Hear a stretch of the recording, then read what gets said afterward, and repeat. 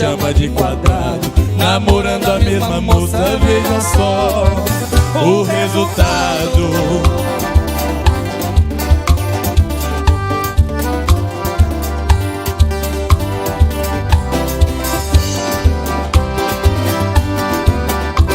Um dia a moça falou, pra não haver discussão, vamos fazer uma aposta, a corrida da paixão.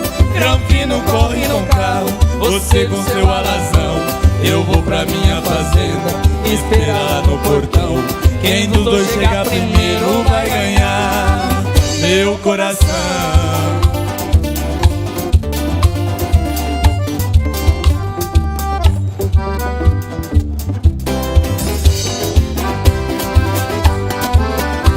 Ele calibrou os pneus, apertou bem as moelas. Eu peguei o meu cavalo, que tem asa nas canelas.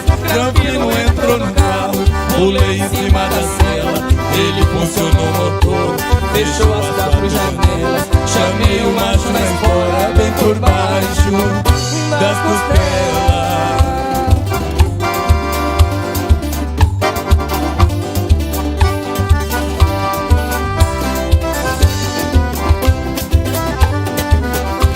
Eu entrei pelos atalhos, pulando cerca e pinguela. Quando terminou o asfalto, ele entrou numa esbarrela, numa estrada boiadeira, toda cheia de cancela. Cheguei no portão primeiro, dei um beijo na donzela. Quando o Granfino chegou, eu já estava nos braços dela.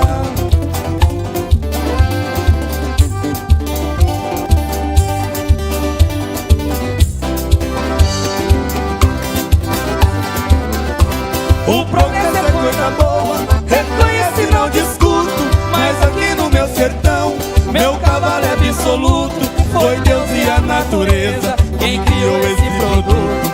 Essa vitória foi minha e do meu cavalo enxuto. A menina hoje